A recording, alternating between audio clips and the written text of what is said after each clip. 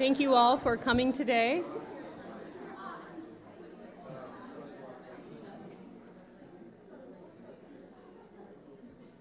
Thank you so much. I have the distinct pleasure of introducing our wonderful speaker today, Professor Virginia Eubanks. I first encountered her work at the intersection of technology and social justice not long after I got back from my own fieldwork in 2011 and was really struggling to find my own voice and capture some of my own urgent feelings around how these technological systems are infused with often unacknowledged power in politics. Her first book, Digital Dead End, inspired me then, and her latest book, Automating Inequality, inspires me now. Virginia's work has been a model for me and many in the academy. I think the attendants today attest to this, for modeling how to do research and writing that really centers social justice as a goal, that commits to writing in a way that is both rigorous and widely accessible, and that above all stays true to the lived experiences of the participants involved.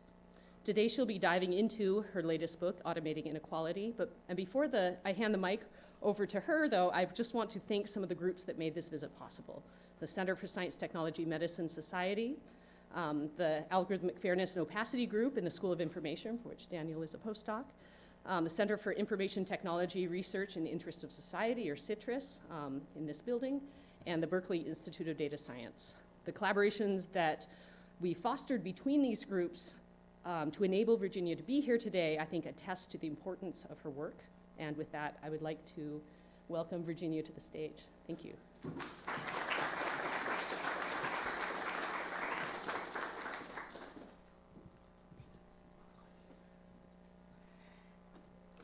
Oh, see, that's what I was going to say. Turn off your cell phones. No, I was actually just sharing that I have to admit that I have not turned off my cell phone in the past, and I've been the person whose phone is going off while I'm talking. So I can't give you any guff for being that person. But if you can, silence your cell phones for now, and because we are going to have a good old-fashioned conversation. So thank you so much for coming out. I just realized, somebody just told me that today's the last day of classes here. So like that you're here at all is epic. Like you all get extra gold stars for those of you from the campus. And if you're not from the campus, you get 3 gold stars for coming to the campus. And so thank you so much. I appreciate your time, your attention, and your interest in the kinds of issues that I talk about in Automating Inequality. I also want to thank Morgan for the really incredibly generous invitation to come visit, and the whole team for getting my physical body here, though there were some bumps along the road. And I'm just going to preface my talk today by saying I've been up since 1 o'clock in the morning your time, because my plane got canceled last night. And so if I say anything real stupid, just forgive me. I'm going to do my best to stay smart-ish. And stay awake and woke for the conversation. So the plan is for me to introduce you a little bit to the ideas and the people that I drew on when I was reporting Automating Inequality, a little bit about the historical story, a little bit about each of the systems that I report on, and some sort of ideas that have emerged in the writing of the book and since. My goal is to keep that to about 40 minutes so that we have lots of time for conversation. But what I'm going to do is ask to use the old Occupy twinkle fingers, that if you're feeling good and energetic and you're with me, like twinkle up. If you're starting to fade, twinkle to the middle, and if you need me to shut up, go ahead and twinkle down. And I may not listen to you, but I will take it into account in deciding how many of my slides you guys get.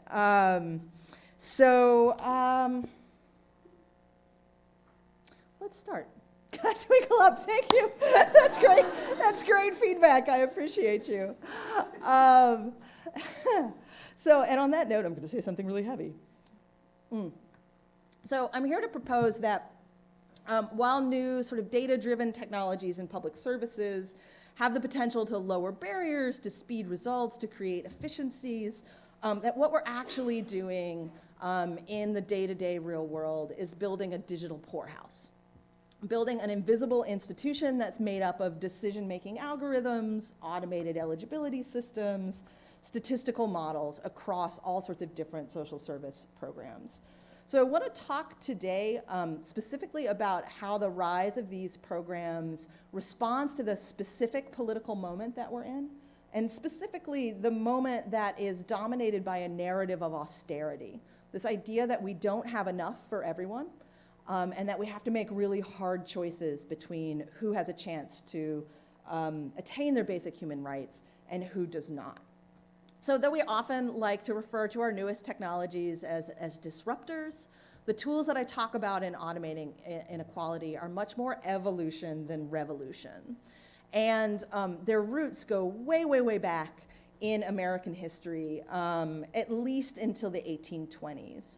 And here's the moment at which I always acknowledge my wonderful editor at St. Martin's Press, Elizabeth Thissegard, who convinced me that the very first chapter of my book should not be a 95-page chapter about the history of poverty policy in the United States, going back to 1619, but should merely start at 1820. So I'm actually only going to talk a little bit about this history because as that story shows, I obsess a little bit about historical rabbit holes, and I'm going to try to avoid that today. So I write a fair amount about the history of poverty policy in the United States in the book, but we're just going to look at one moment today. So there was a huge economic depression in 1819, and economic elites of the time got really spooked because there was a sort of a large amount of really successful organizing among poor and working class people who were organizing for their safety and for their survival. So they did what economic elites often do, and they commissioned a series of studies. So the studies framed the question as, what's really the problem? Is the problem poverty, which is the lack of access to resources, or is it what they called at the time pauperism, which is dependence on public benefits? Anyone want to guess what the survey, what the studies came back saying?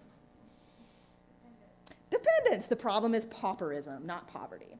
So the solution was to build a system of county poorhouses, which are brick and mortar institutions for incarcerating anyone who asked to receive public aid. And this was sort of no easy choice, though they were technically voluntary.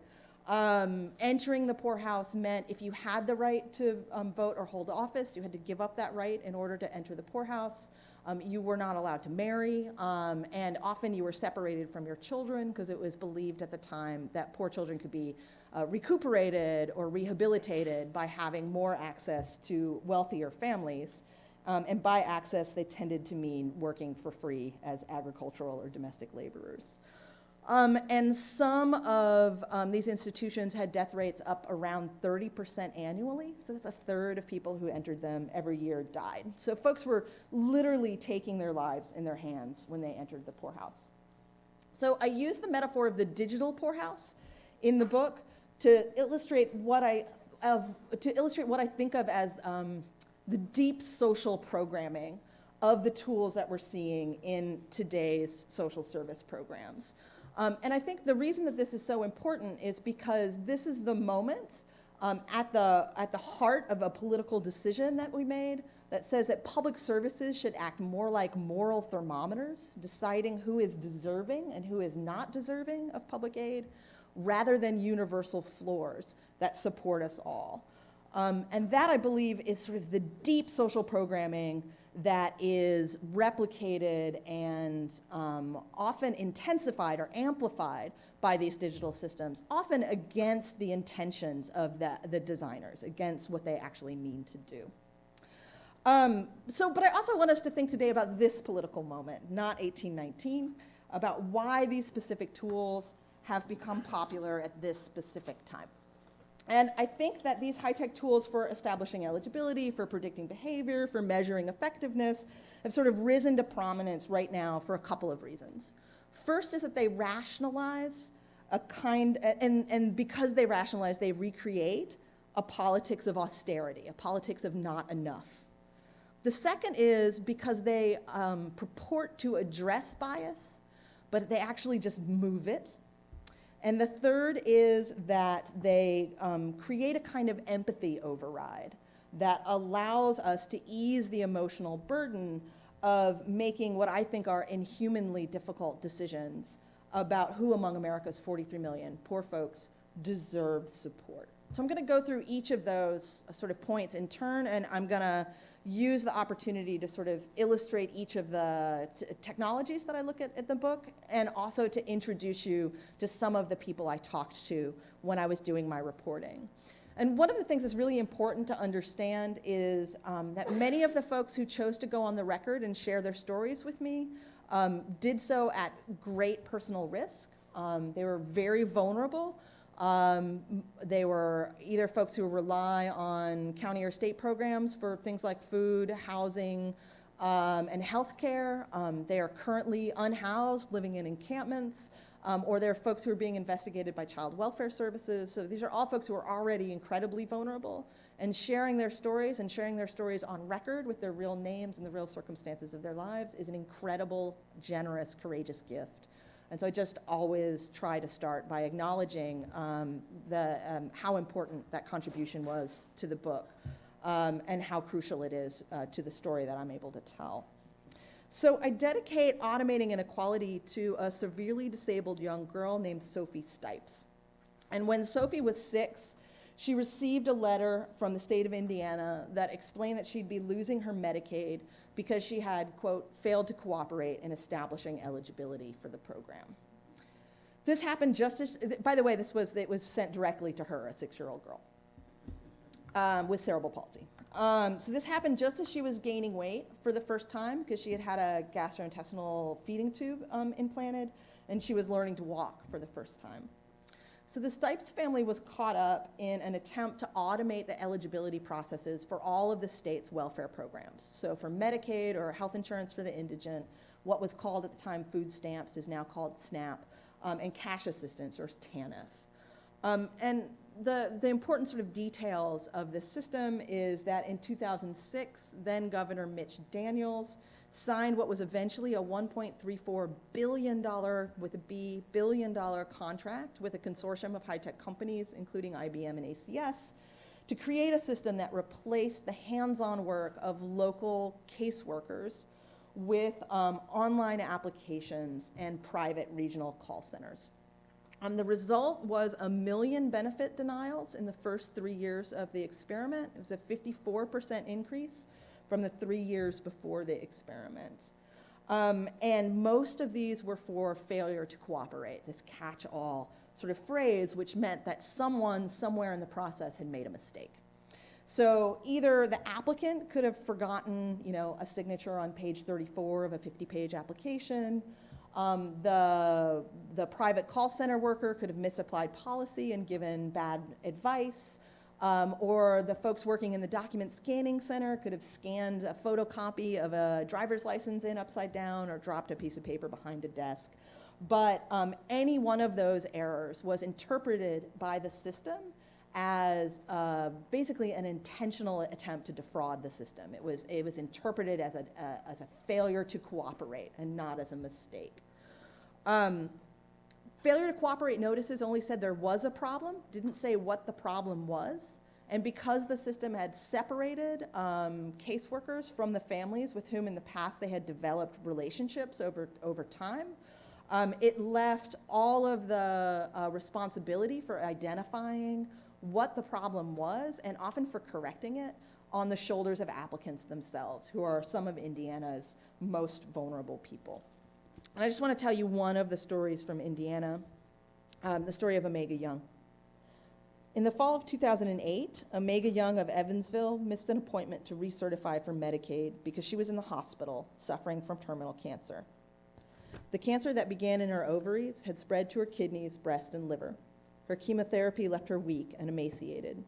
Young, a round-faced, umber-skinned mother of 2 grown sons, struggled to meet the new system's requirements. She called the county help center to let them know that she was hospitalized, so she couldn't make her phone read certification appointment. But her medical benefits and food stamps were still cut off for failure to cooperate. Because she lost her benefits, Young wasn't able to afford her medications. She lost her food stamps. She struggled to pay her rent. She lost access to free transportation to medical appointments. And Omega Young died March 1st, 2009. On the next day, March 2nd, she won an appeal for wrongful termination, and all of her benefits were restored.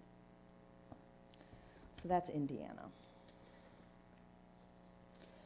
So the second point I want to raise is many of the designers of these tools talked about them as systems for increasing efficiencies or for doing a kind of digital triage, for deciding how to use the limited resources they had in the most appropriate and effective ways. But another thing that folks told me, designers and data scientists told me, is that they hoped that these new tools would help them identify patterns of biased decision-making in their agencies. So we often believe that these tools are objective and neutral, but the reality is they actually just move discretion and bias. And in order to get to that point, I'm going to introduce you to a family and take you through a little bit about the Allegheny family screening tool, which is a predictive model that's a statistical model that's supposed to be able to predict which children might be victims of abuse or neglect in the future in Allegheny County, which is where Pittsburgh is in Pennsylvania. So I want to start in this case with a family. I want to tell you a little bit about Angel, Shepard, and Patrick Grebe. So I met Angel and Patrick at the Duquesne Family Support Center, which is like a community hub where child welfare involved families come for peer support, they attend programs, access resources, connect with each other. Angel and Patrick didn't stand out right away because their experience is so utterly average, characteristic of the routine, mundane indignities experienced by the white working class. They've struggled with low-wage, dangerous work, poor quality public schools and predatory online education, poor health and community violence. But through it all, Angel and Patrick have remained really involved, creative parents. So Patrick, I think I refer to him in the book as like a Zen ex-biker, because he's like this rectangle of a man, like it's just this wall of a man with like really elaborate facial hair who's like really calm. And they're caring, Angel and Patrick are caring for two young girls, Angel's daughter, Harriet, and Patrick's daughter's daughter, Desiree. And the two girls are really close in age, so they bicker a lot, they argue a lot. And their solution for the bickering is what they call the get-along shirt. And the get-along shirt is one of Patrick's like enormous button-down Oxford shirts. So they put both the girls in the shirt, one arm through one of the armholes, the other arm around the waist of the other girl, and then they button it up. And you have to stay in the get-along shirt until you stop fighting, even if you have to pee. And that's the thing that Patrick says always works, is as soon as somebody has to pee, they stop fighting. So despite this sort of incredibly engaged parenting, Angel and Patrick have racked up a lifetime of interactions with Children, Youth, and Family Services, which is what Child Protective Services is called in the state of Pennsylvania. So Patrick was investigated for medical neglect in the early 2000s when he was unable to afford his daughter Tabitha's antibiotic prescription after an emergency room visit. So he went to the emergency room, got a prescription, was unable to afford to fill the prescription. When his daughter got worse, he went back to the emergency room. The nurse reported him to Children, Youth, and Family Services for medical neglect.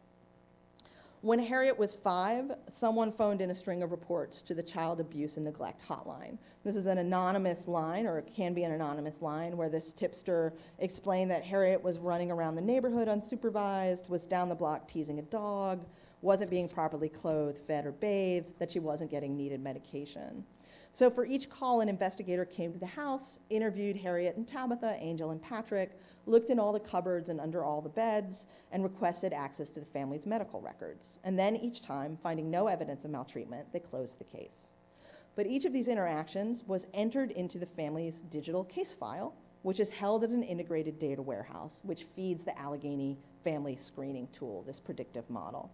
So Patrick and Angel told me that it felt like knowing that any kind of interaction they had with supportive community services could boost their risk rating in the system felt like they were living in sort of a state of constant low-grade terror, that there'd be another call on their family, that the algorithm would target their daughter or granddaughter for an investigation and possibly for removal to foster care. So Angel told me, you feel like a prisoner. You feel trapped. It's like no matter what you do, it's not good enough for them. My daughter's now 9, and I'm still afraid that they're going to come up one day, see her out by herself, pick her up, and say, you can't have her anymore. So the Allegheny Family Screening Tool, the things that you need to know about the sort of technical side of this tool that are important is that it's built on top of an integrated data warehouse that was built in 1999. That as of the writing of the book holds more than 1 billion records on residents of Allegheny County. So that's more than 800 for every single individual in the county. But it doesn't actually gather information equally on all people in Allegheny County. And in fact, mostly it receives data extracts regularly from public agencies that are mostly interacting with poor and working class families.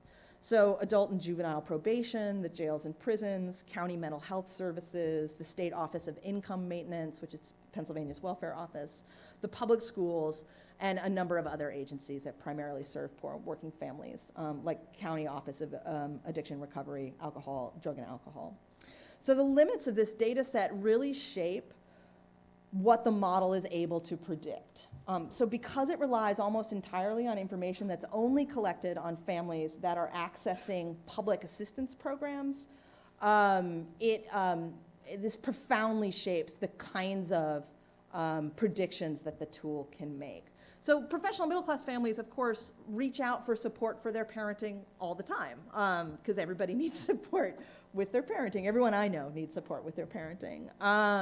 But they tend to pay for it privately. So if you are a parent and you need addiction recovery support, or you need mental health support, and you have private insurance through your employer, then your data will not end up in this data warehouse and will not end up feeding this model.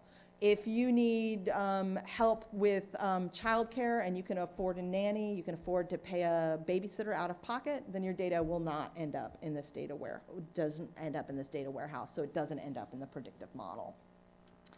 So what parents told me is that it feels like the system confuses parenting while poor with poor parenting. And that it in fact creates a system of over-surveillance of poor and working class families that creates a feedback loop of injustice. Because families are seen as riskier to their children, because they access public resources, more data is available about them in the system. Because more data is available about them in the system, they're seen as riskier to their children. Because they're seen as riskier, they're investigated more often, which creates a bigger data set, which closes the loop, right? It becomes sort of a feedback loop of injustice. The model's designers and administrators of CYF, though, say that part of the purpose of the system is to root out bias in the intake call screener decision making. So intake call screeners are the folks who pick up the phone, the hotline, when there's a call made on a kid, or who receive mandated reports from basically anyone who works with children in the state of Pennsylvania is a mandated reporter. So they're required by law to report any suspicion they have of abuse or neglect occurring, whether they've seen it directly or they've heard it from another party. So the folks who pick up these calls make a really, really difficult and incredibly impactful decision, which is they decide whether to screen calls in for full investigation or to screen them out. And the Allegheny County Department of Human Services is really aware that, as in most other places in the country, they have a problem with racial disproportionality in their foster care system. So 38% of kids in foster care in Allegheny County are Black and biracial, while they only make up about 19% of the youth population. So they're twice as likely to be in foster care as they should be based on their proportion of the population. So Allegheny County Department of Human Services argues that this tool, while it can't really correct racial disproportionality, will at least help them see it more clearly because it's collecting systematic data about the kinds of decisions that intake call screeners are making. Now the problem with this as an argument for predictive models as anti-bias tools is that the county's own research shows that that's not actually the point at which bias is entering the system. So bias actually enters the system much earlier, not at the point of call screening, but at the point of referral from the community. So Black and biracial families are reported 3.5 times more often than white families to the hotlines and by mandated reporters. Once those cases get in the system, intake call screening actually does add a little bit of disproportionality. So screeners screen in 69% of calls about Black and biracial families and only 65% of calls about white families. That's a 5% difference versus a 350% difference. And what's so interesting about that to me is that we've developed this incredibly sophisticated tool and aimed it at the point at which there is not actually a problem. And it seems to me to be a solution in search of a problem rather than directly addressing the problem. The problem is actually a cultural problem, which is in the United States, we have a picture in our head of what a safe and healthy family looks like. And often it looks heterosexual, white, and wealthy. And folks who do not fit those categories end up being reported more often, both by mandated reporters and by anonymous callers. So these models don't actually remove bias. They don't remove discretion. I have a very smart political science friend named Joe Sauce who says discretion's like energy. It's never created or destroyed. It's only ever moved. So what is actually happening in the system is we're moving discretion from the front line of social service workers, who are the most racially diverse, the most working class, and the most female part of the workforce, and moving it to the data scientists and engineers, who are much farther away from the direct problems that these communities are facing. So I think the really important question to ask here is not discretion yes or no, it's discretion who, right? And there's actually a whole nother argument here that I could spend time with about the impact of these tools as on labor. And happy to address questions in the sort of Q&A if you want to talk about that. But that's a really important sort of aspect of the story. So my great fear here is actually that by limiting intake screeners' discretion, the system may actually limit their ability to correct for the overrepresentation that's entering at the community level. And so there's a way in which human discretion can actually fight back against systemic structural biases in these systems. But if we weaken that discretion, we create the possibility of automating and amplifying the inequalities we already have in the system. All right, how's our energy? We're up here, we're in the middle, we're down. Oh, you guys are brave. Like, you're still up here. Bless your hearts. Okay. Because I'm kind of here. So you could be honest. Like, you could be honest. Okay. One more point, one more story, one more tech, and then some just things to think about, and maybe some solutions if we have time. So one of my great fears about these systems is that they act as empathy overrides, that they allow us to outsource to computers some of the most difficult political decisions that we face as a society. We'll talk about proxies some other time. Good slide, though. So, for example, the system that I talk about in Los Angeles County responds to a really important critical housing crisis. So, the system that I talked about in Los Angeles is called the Coordinated Entry System. By its designers talk about it as the Match.com of homeless services.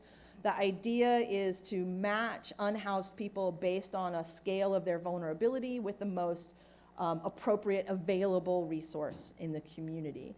And this is a great intention, and it is an understandable response to the vast and really sort of soul-shaking extent of the housing crisis in Los Angeles County. So as of the last point in time count, there are 58,000 unhoused people in Los Angeles County. I live in a small city in upstate New York.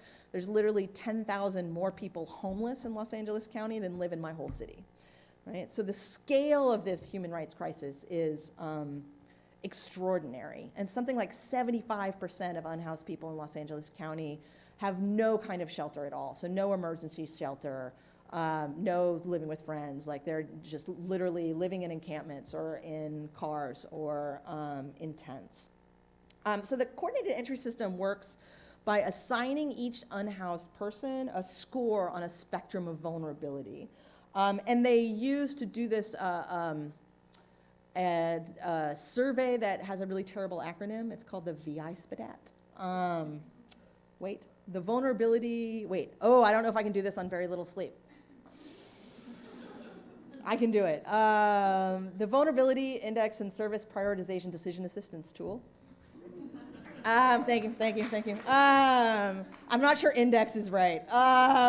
Look it up in the book. It's in the book. The VI-SPDAT surveys folks around how vulnerable they are to some of the worst outcomes of being unhoused. And these are heavy, important outcomes. So this is death, this is emergency room visits, violence to yourself or someone else, mental health crisis,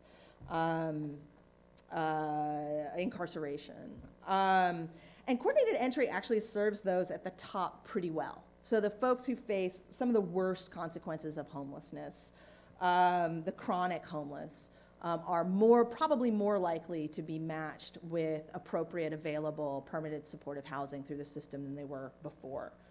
The system also serves those who are least vulnerable pretty well, so those at the sort of bottom of the scale who need only time and resource limited support in order to get back on their feet. So if you're really deeply chronically homeless, ill, mentally ill, addicted, injured, old, or multiples of these things, you're more likely to get help.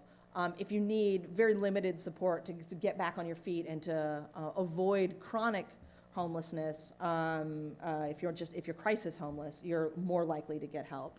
But this left me thinking about the 30,000 people that they've surveyed in the middle who haven't received any resources at all. So as of the writing of the book, they had surveyed 39,000 people with the VI-SPDAT, and they had made matches to resources for about 9,000 people. And matches can be housing, but it can also just be $100 or $200 to help avoid an eviction or to get a moving van. So any kind of resource counts as a match in the system. So I was left really thinking about those 30,000 people who have been surveyed and classified but aren't seeing any resources. I wondered how they felt about the system. And these are people like Gary Boatwright, who were strong enough to survive, but not able to get back on their feet by themselves. So let me tell you a little bit about Gary. Where are you, Gary? There you are. So I met Gary Boatwright in 2016. At the time, he was living in a gray and green tent on East 6th Street on the edge of Skid Row in downtown Los Angeles. He is a straight-talking, wryly funny man with thinning white hair and Santa Claus blue eyes. He's had a dozen careers: welder, mason, paralegal, door-to-door salesman, law student, and most recently he was a document processor for a wholesale mortgage lender.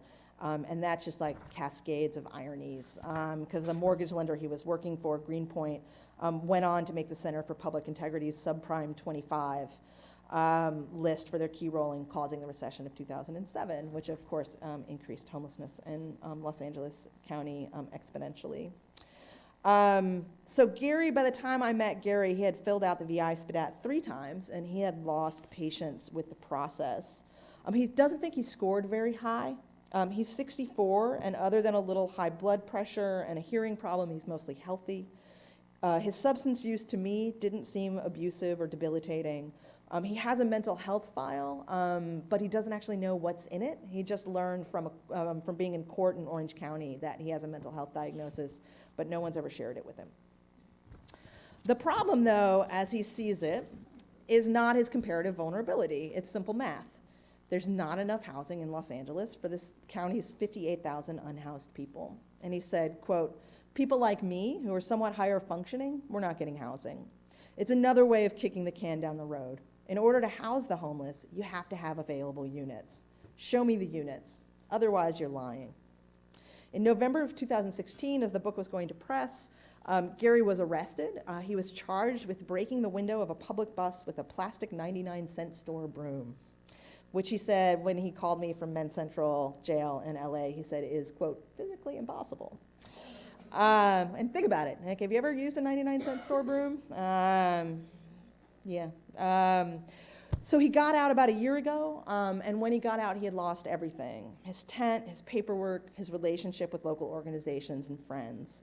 And if he chooses to do the survey for the coordinated entry again, he will score lower on the VI SPDAT because it counts incarceration as being housed.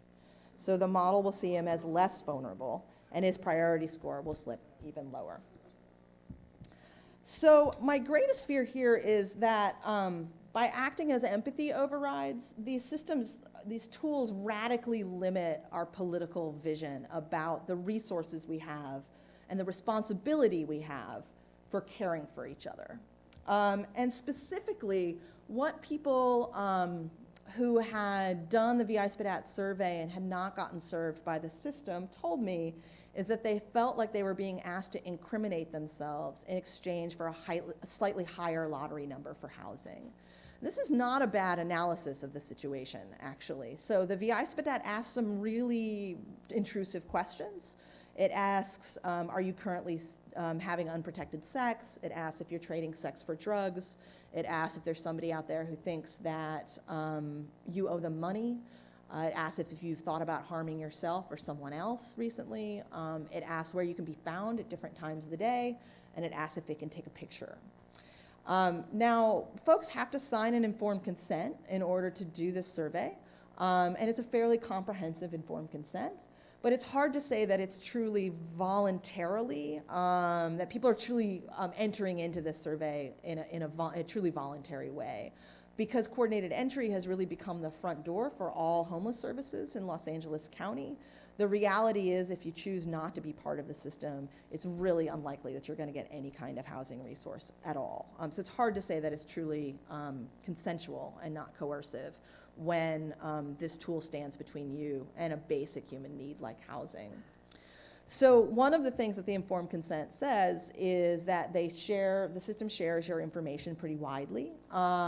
It tells you that if you want more information about who your information is being shared with, that you have to request a second set of forms, and they'll send you those forms. Just think about that for a sec, because they're unhoused. So where are those forms going? It is very rare that people request these forms. In fact, when I requested them, somebody I spoke to was like, I think you're the first person who's ever asked for this. And when you receive this paperwork, it says that your information is shared with 161 different agencies across both private and public across Los Angeles County. And one of the organizations that information is shared with under federal data standards is the Los Angeles Police Department. So the LAPD doesn't have access to all the information. They can't say, like, go find me everybody who says that they've been trading sex for money. Like, they can't do that. They can only ask for very specific limited information, including demographic information, name, last known address, stuff like that. But they can ask for it without any kind of warrant process at all. It's based just on an oral request, which means that line officers can just walk into a social service office, ask for information out of the homeless management information system, and that social service workers, while not required to give it to them, are allowed to give it to them. So this is under federal data standards, which don't really make sense except for if you're conflating homelessness and criminality, right? It's an incredibly low barrier to information sharing for law enforcement.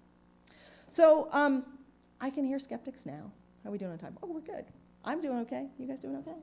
Got 2 more minutes in you? Nice. Okay. So I can hear skeptics now. Scary stories sell books, right? Virginia, you cherry-picked the worst cases, the most frightening systems you could find. And here's the reality.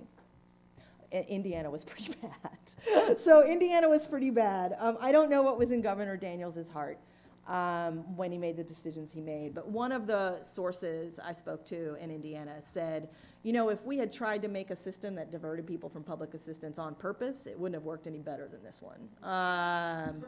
So the reality is that it might be an interesting moment to shift the conversation from intent to impact, right? Because good intentions can still lead to negative impacts for communities. But importantly, in Los Angeles and in Allegheny County, in both cases, the designers, the administrators, the caseworkers I spoke with were very bright, very well-intentioned people who cared deeply about the well-being of the folks their agencies served. And in in both LA and in Allegheny County, designers have actually done many of the things that progressive critics of algorithmic decision-making ask them to do. They have been largely, not completely, but largely transparent. Like they've released most of what's in their models, not all, but most.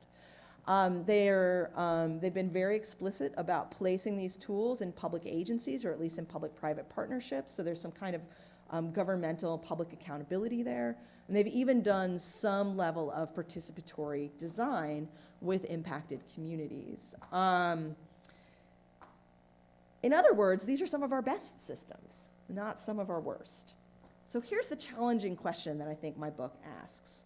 What if the problem with sort of the coming age of artificial intelligence, machine learning, and social services is not broken systems, isn't inaccuracies or unfairnesses, but rather systems that carry out the deep social programming that dictate of the digital poorhouse to do moral diagnosis and to divert people from achieving their basic human rights?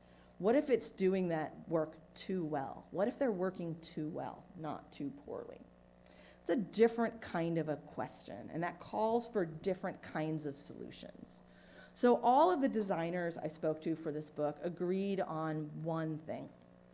They said that these systems were maybe regrettable, but absolutely necessary systems for doing a kind of digital triage, for deciding whose life is immediately threatened by economic inequality and who can wait. But one of the things I want to argue is this decision to triage at all is itself a political choice. And there's nothing inevitable, natural, or necessary about that choice. And in fact, in the absence of a commitment of resources, a level of magnitude greater than we've ever provided before, what we're doing is actually not triage, and we shouldn't call it triage. Triage assumes that more resources are coming. That's what makes it triage, is that it's time limited. So what we're doing is not actually triage. What we're doing is actually automating rationing. And I think we can do better. I think we deserve better. I wrote the book because I think we deserve better, our people deserve better, our communities deserve better, and that the fundamental danger of the digital poorhouse is it demands that we think small, both in terms of our resources and in terms of our sort of political vision. And I believe that the political moment that we're in right now, and justice itself, demands that we think big, that we push back against this kind of austerity fever. So what do we do? While I know that in many cases what people want me to do is stand up here and give a 5-point plan for designing fairer, more just technologies, I'm sorry and you're welcome, I'm not going to do it. Because I actually think there's 3 big buckets of work that need to happen simultaneously for us to actually change the outcomes of these systems. The first is cultural work. We need to change the stories about poverty in the United States. Currently, we tell a very false and misleading story that poverty is an aberration in the US. The reality is 51% of us will be below the poverty line at some point in our adult life. And close to 2/3 of us, 64% of us, will use means-tested public assistance. So that's straight welfare. That's not reduced price school lunches. That's not Social Security. That's straight welfare. So the reality is that poverty is a majority experience in the United States. That doesn't mean we're all vulnerable to it, we're all equally vulnerable to it. We're not. If you're a person of color, if you're born poor, if you're caring for other people, if you have a physical disability, if you're struggling with mental health issues, if you're rural, you're more likely to be poor, and it's harder to escape it once you're there. But the reality is that the story we tell about poverty as an aberration is false. Poverty is the majority experience in the United States, not a minority experience.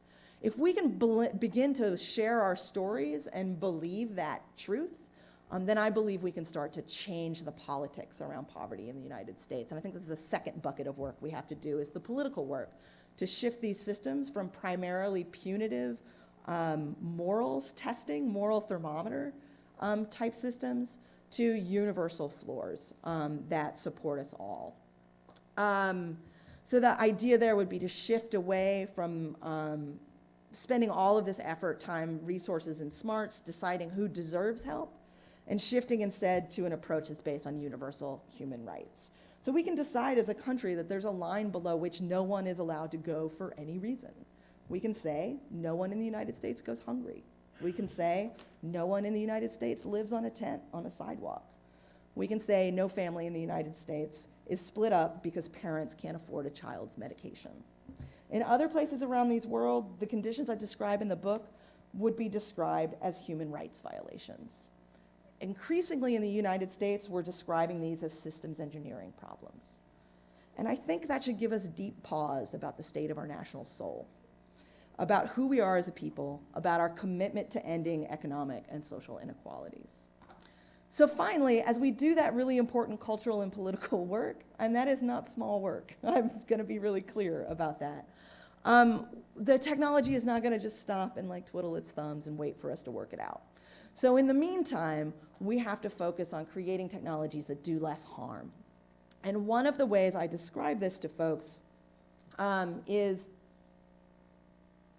by slightly changing Paulo Freire's important understanding about education. So Paulo Freire says education, neutral education is education for the status quo. It's the same with technology design.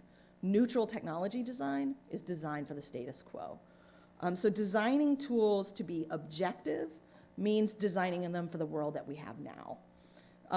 So to design to fight back against the landscape of inequality we actually live in means designing for equity on purpose. So the metaphor I usually use here is like, think about the tool we're trying to use as like a car, and you're trying to use this car to navigate a system of deep inequality. So let's say that that landscape looks, for example, like San Francisco. It has lots of hills, it has lots of valleys, it has lots of twists and turns. And we're building this car that's supposed to navigate this riven landscape of inequality, and we've given it no gears. And then we pretend to be surprised when it rockets down one of these hills and bursts into a ball of flame at the bottom of this hill. The reality is we have to build equity gears into these tools so that they're able to actually navigate the landscape of inequality we live on. So if we're not building for equity explicitly and from step one, then we really have no right to be surprised when we end up amplifying the landscape of inequality we're already living in. So this means designing new technologies with all of our values in mind. Efficiency and cost savings are, of course, important, but they have to be balanced with our other collective goals. So goals like self-determination, autonomy, dignity, fairness, equity, due process, and justice. If we're to have a more just future, we have to build it on purpose, bit by bit and brick by brick. If we outsource our moral responsibility to care for each other to computers, we have no one but ourselves to blame when these systems supercharge discrimination and automate austerity. Thank you so much for your time and your attention. And I look forward to talking to you about the book. Thank you. Can I answer questions? Oh, we should give people a minute to leave. Go ahead. Go. Thanks for coming. Have a great night.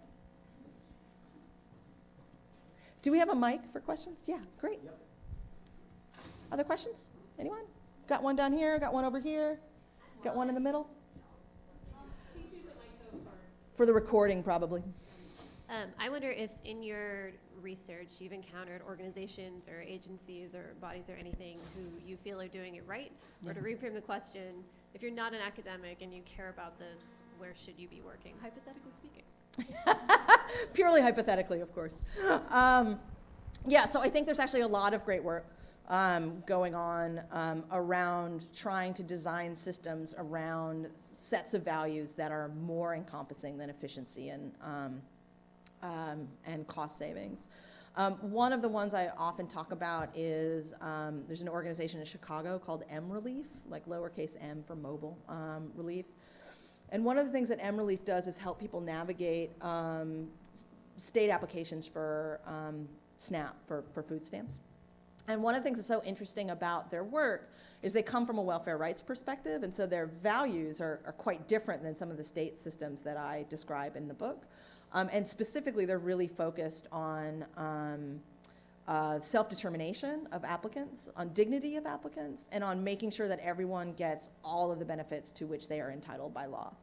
So one of the things they do that's really interesting is that one of the scariest things about applying for public services online for folks who haven't done it is you basically have to go through screen after screen after screen of information. You have to fill out every box before you can hit the arrow to go to the next page. So you're actually giving a lot of information to the state. And at that point, you don't actually even know whether or not you're going to be eligible for the benefit. So you're basically just like saying, like, how many refrigerators do you have in your house? And like, what's your second cousin's middle name? And where did you live for the last 25 years? And at some point, there's just like a big green button that says, send that to the state. And you're like, I hope I'm eligible. I hope you use the information in the way you say you're going to use it. Like, I hope you're not just looking for ways to pop me for welfare fraud. And it's a really scary moment to hit that button and release all that information to the state without even really knowing if you're eligible or not. So one of the things that M-Relief has done is they do a lot of things. This is just one. One of the things they've done is they act as like a third-party data holder. So they have an app where they collect actually much more limited information than the state collects. They then anonymize that information, ping the system, to see if you're actually going to be eligible. And then if you're eligible, they come back to you and say, do you want us to release your information? It looks like you're going to be eligible. And that's actually a huge difference, right? It says a lot about how what right they believe applicants have to make decisions about how their data is used and about how they live their lives, how they make decisions. So that's the kind of thing I'm talking about when I say, like, we need to build different sets of values into these systems and not just assume that being blank and neutral is going to create justice in systems that are not necessarily set up for people to succeed. I wish it was true that public service systems were set up for people to succeed, but they literally have a budget line item called diversion, and it is like, we spend money to make sure you don't get your entitlements. And the only way we judge success in public assistance policy is continuously declining roles, right? So if that's how we judge success, then it makes sense that these tools would end up further narrowing the gate to public benefits. But I think there are lots of folks doing really exciting work around that.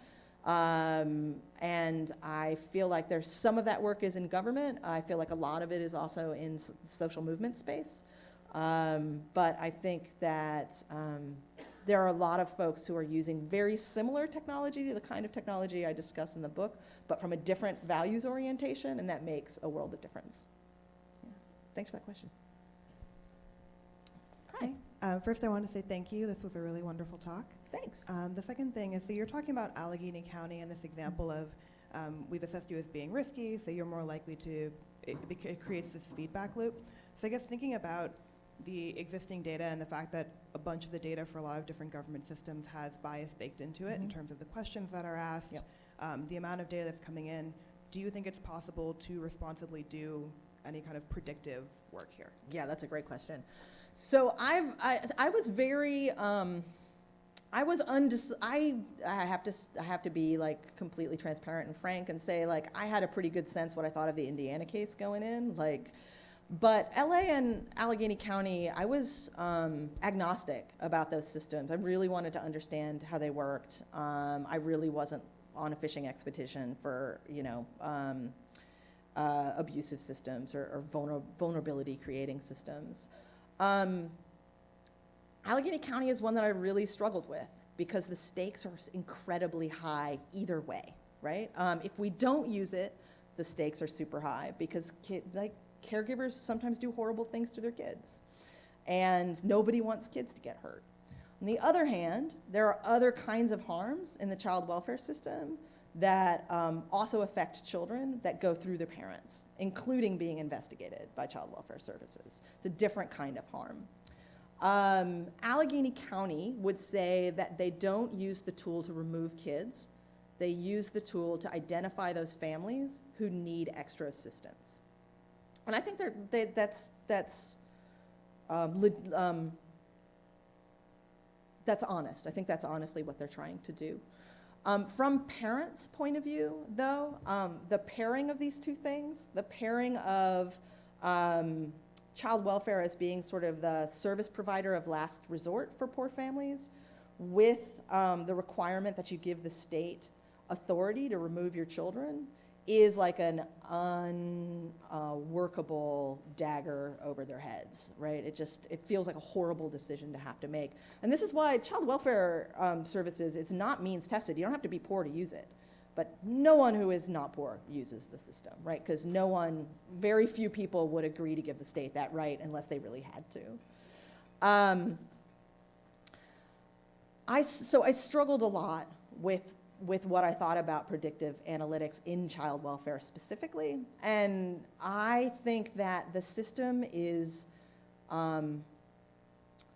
so deeply undercut by class and race and gender inequalities that it is really hard to make an argument for the positive use of predictive analytics in child welfare. If I had to choose one area of public services that I think we should put a black mark of let's not use it at all, it would probably be child welfare. And people who have not had, it was one of the hardest cases to write about too, because people who have not had direct interaction with child welfare often have a really limited picture of how that system works. And so the narrative around using these tools, which is widely accepted, is the narrative of math saving babies. And so it's really hard to sort of push back against the narrative of what harm could it do, and at the same time, what incredible harm it could prevent. And I'm conscious of that, but I think that the legal protections for people in that system are so emaciated or so weak. The data is so deeply inequitably collected that I don't think we can get good systems right now. I don't think we can get good systems right now. So definitely not in screening. Definitely should not be used to screen in and screen out families. There might be some ways of deciding smaller issues around where visiting nurses go or where specific kinds of resources go that it makes sense, but at least around intake, I don't think we should be using predictive tools there. Yeah, thanks.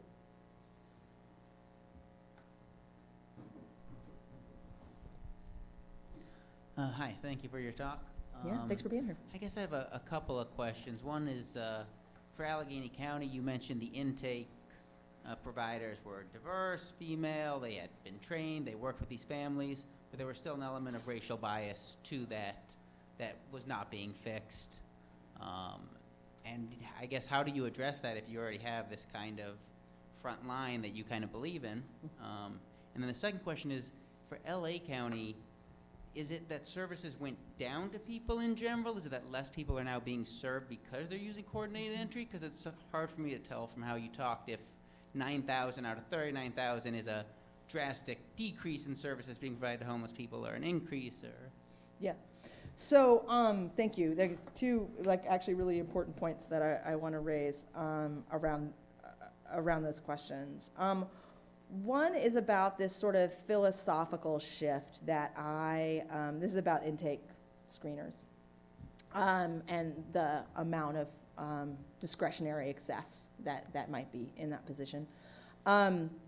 So one thing I noted across all the cases that's really troubling to me is this sort of growing idea that human decision-making is sort of opaque and unknowable, and computerized decision-making is really transparent and clear.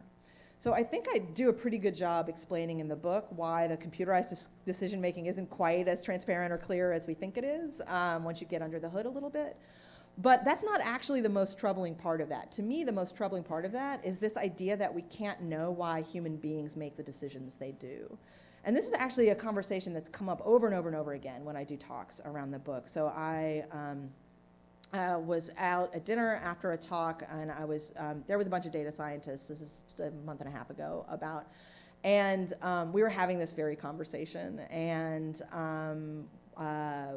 the guy said, yeah, but we can't, we can't possibly know why people make the decisions they do. And I said, well, we could ask them. And he said, no, you don't understand me. What I mean is we can't take them apart and know for sure why they made the decision they do. And this is something that I find really troubling. And the reason I find it troubling is because it seems to me to be abandoning an ethical commitment to growth, right? To know that people aren't perfect, that we make decisions in ways that are impacted by bias and personal experience and the time of day and how hungry we are and all of that stuff, but that the end goal is to not then just send those decisions off to a neutral third party. The idea is to have conversations about it, have this be part of your professional development of your workforce, because the goal is not just to make correct decisions, the goal is to grow out of bias, period, right? The goal is ethical development for human beings.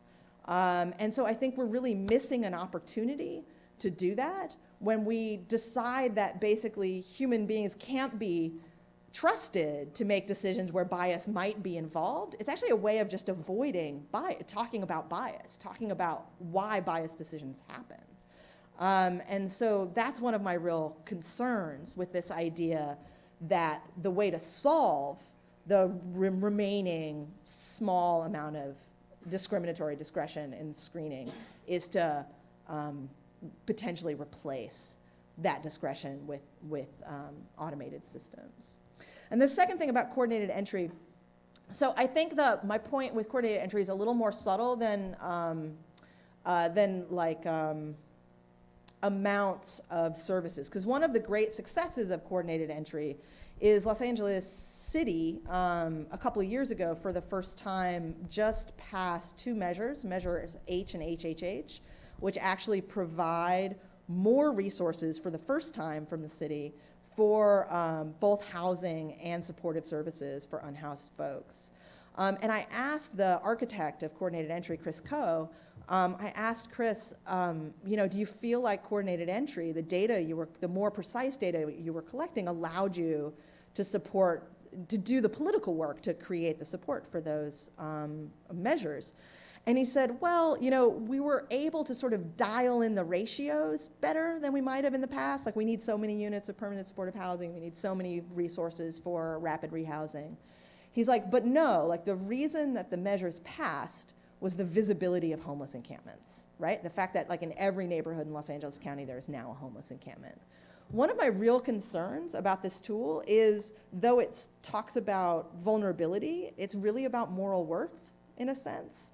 And so the perception can be that because we have coordinated entry, the most deserving people are getting help, and everyone else is maybe a little suspect. And so one of my fears around coordinated entry is once this narrative that we're helping the most deserving people, don't worry so much about the folks we're not helping, once that happened, we'd see renewed attacks on encampments in LA County. And this gets into the policy weeds a little bit, so a very short version is, so LA City, has one of the most strict sit-lie ordinances in the world, so you can't sit down or lie down on the sidewalk.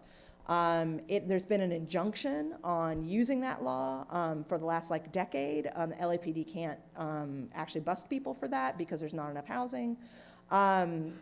Just this year, after coordinated entry had been on the scene for about 4 or 5 years, they backed off the injunction and they started going back to homeless encampment raids. And so my concern is that there's a relationship between the narrative that these tools create, that the most deserving people are getting help, and our support, our tacit support for dismantling encampments, which even the architect of coordinated entry system would say is the real reason we're getting political change. So that's my concern. I think even with measures H and HHH, the resources that are available are not nearly what are needed in Los Angeles County. And even if you have the resources, right, like the neighborhoods will like riot if you even try to build a building to hold homeless people's belongings, much less actual homeless people. So there's a lot of political work that needs to happen there. But one of my real concerns around that system was about this moral narrative it creates that says the most deserving people are getting help, because everybody. So it's not a perfect saying, but I like it a lot. Sherry Honkalo, who's a homeless rights activist out of Philadelphia, said once on a panel with me, she said, yeah, there's actually a really simple algorithm for who deserves housing. It's called the Bellybutton Algorithm. Do you have a belly button? You deserve housing. And so it's actually, somebody pointed out to me that all marsupial mammals have belly buttons. So it's not quite right, but you know what I mean, and I still think it's brilliant. Yeah, the math can be easier. Yeah, the math can be easier. Oh. So you mentioned policing very briefly, and policing is another place where I think predictive algorithms have come into play and into the conversation. You also mentioned how incarceration is sometimes, let's say, confused with social support, and it counts as housing. Mm-hmm. And so I was wondering if you could say a little bit more about the role of policing, the role of incarceration in the story you're telling. Yeah, thank you for that. That's a great question. So I don't talk about criminal justice, law enforcement, or legal systems in the book, and that was a conscious choice, partially because what I wanted to be doing with the book is sort of creating an invitation to think more broadly about policing. So that policing as a practice that doesn't just happen through the police, but that happens in these other agencies like homeless services and welfare and child welfare, to make decisions that have profound impacts on people's freedom, liberty, and their ability to meet their basic needs. So the goal was to start to build a bridge between the very, I think, rich conversation we're having around algorithmic decision-making in criminal justice with similar processes happening in other places. So that was part of my goal. I could have maybe made that a little more clear. That's something that maybe will end up in an afterword to the paperback edition. Is something I'm thinking a lot about right now. Because criminalization and policing play a huge role in these systems. Welfare fraud can be a felony, for example, and there's a long history of, one of the cases I talk about at the very beginning of these digital tools in the 80s and early 90s is a project called Operation Talon. And Operation Talon basically was a collaboration between local welfare offices and criminal justice that basically went through the databases of applications for public assistance, looking for people with open warrants. When they found people who had open warrants, they had their caseworkers call and say, oh, there's a problem with your food stamps, you need to come in. And when they came in, they arrested them. So this connection between those two systems doesn't really make sense outside of a society that criminalizes poverty. And it acts as a very effective deterrent to people actually requesting the resources they need to be safe and healthy. So one of the things that I'm really concerned about, which isn't specifically digital, but I think is part of this larger policing ethos, is the integration of the duties of frontline social workers and police officers.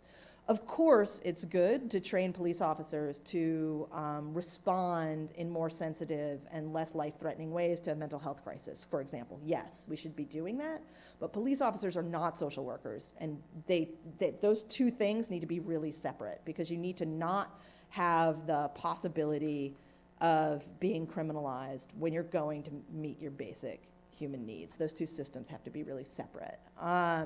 And so I think the integration of these data systems in part only makes sense because we collapse criminality and poverty.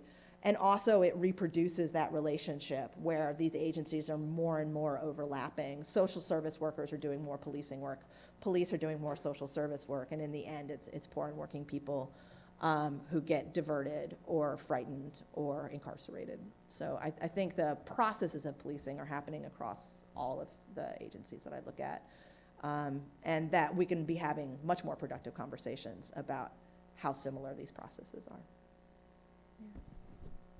I liked your cases. They were all quite convincing, but I'm a bit puzzled that you did not, describe cases which describe the enabling function of big data for social care. We all, I think, as social scientists, are somewhat shaped by a Foucaultian perspective that surveillance is only about power, control, and finally destruction. But in a Center for Information Technology Research for the Improvement of Society, and I now refer to your last slide, build a just future with purpose, I think you should, let's say, extend that deconstructive perspective with some more specific constructive ideas how to use big data and transparency for improving social care. So that is missing. Yeah, so it's definitely not, it was not part of the project of this book. And I'll be very frank, the reason why is I feel like Data for Social Good has a very adequate PR machine. They don't need me.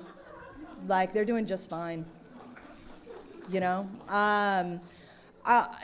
Less glibly, I will say that I went into this project not looking for bad systems. I went into this project looking to talk to people who saw themselves as targets of systems that affected whether or not they were able to meet their basic human needs and survive. So my rule was they had to be public systems, not commercial systems. They had to be government. That I had to be able to start the story from the point of view of people who I see as most affected. So folks like the people who lost their welfare benefits, or folks who are unhoused, or folks who are being investigated by child welfare services.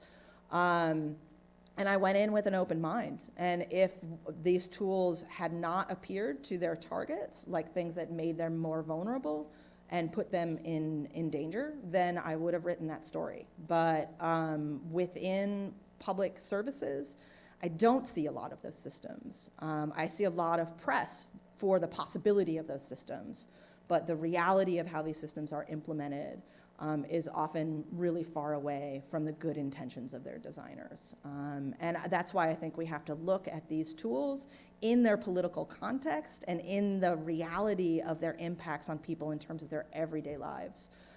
Because I think too often we have abstract conversations about the potential of these tools or about the potential problems that might be raised by these tools in the future, but we aren't doing enough to talk about how they're actually impacting people's day-to-day lives right now. And I don't think there's nearly enough stories about like the kinds of stories that I tell in this book. So I feel like it was a useful corrective to some of the techno-utopianism about these tools. But I appreciate your point of view.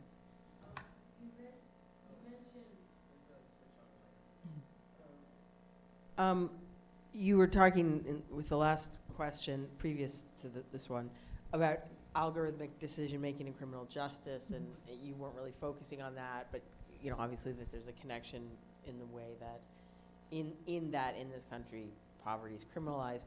I'm actually wondering if if you could point to some resources, because you said there's excellent work on that, so that was one of the reasons you didn't address that in your book. I'm wondering if there are resources that you feel like are particularly, that you would really like to point to, that you feel like are doing a good job talking about the impact of algorithmic decision-making in criminal justice. Yeah. So from a scholarly point of view, I really like Andrew Ferguson's book, The Rise of Big Data Policing. I think it's really great. It's encyclopedic, but very smart.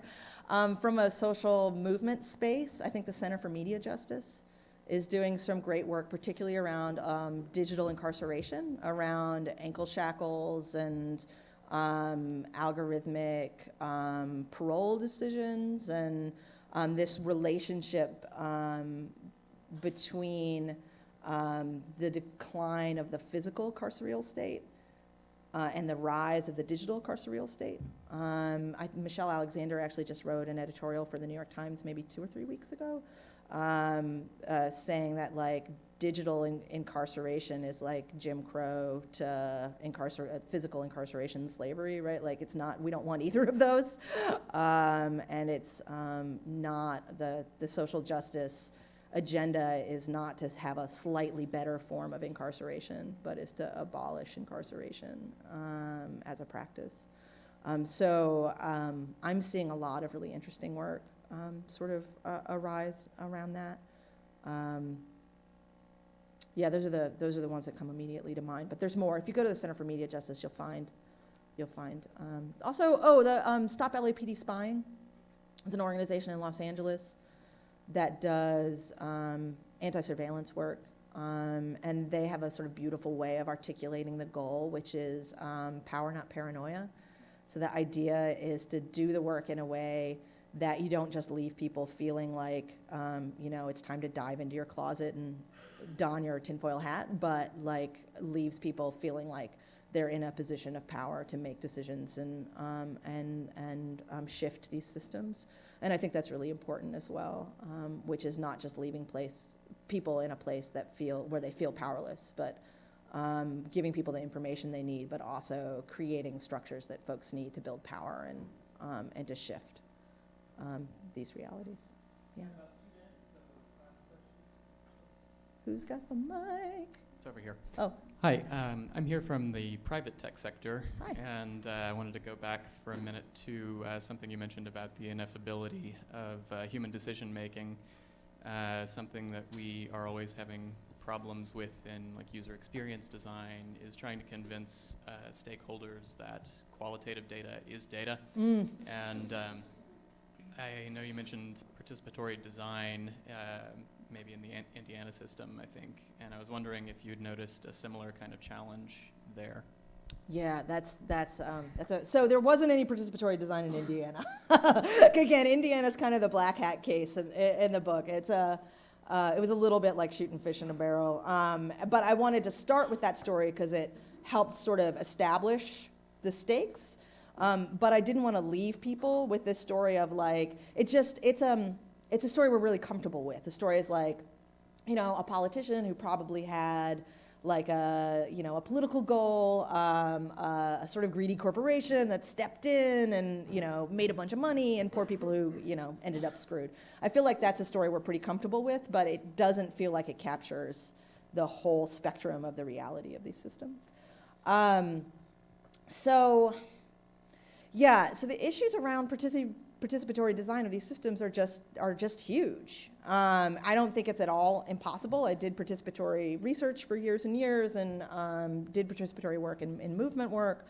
But particularly when you're talking about these systems in these agencies, right? The power relationships are so incredibly calcified that it's really hard to know like how to bring, the real users who I think of as the targets are the real users of these systems. That's not how their participation normally went. It would go as low maybe as frontline caseworkers, but not sort of below that in terms of the grassroots. That's some incredibly difficult work, like how to create spaces where we see that these systems are actually political decision-making tools, not resource distribution tools, not administrative efficiency tools, but political decision-making tools, which would then allow us to think more broadly about who the experts need to be in that room, right? So we don't just need to know how the agency works and how the case work works and how the technology works, but we need to know like what the community's values are and like what actually happens when agency policy hits the ground. And right, we need to be reconceptualizing what kind of expertise needs to be in the room. And I'm not sure how that's going to happen, frankly, because the power relationships are so set. I think some of it will come when movements push and power concedes nothing without a demand. I think some of that will come when sneaky programmers with good values start wedging doors open to make sure that there's ways for people to get inside when they start, you know, with their pitchforks. Somebody needs to be at the back door kicking a brick in the door.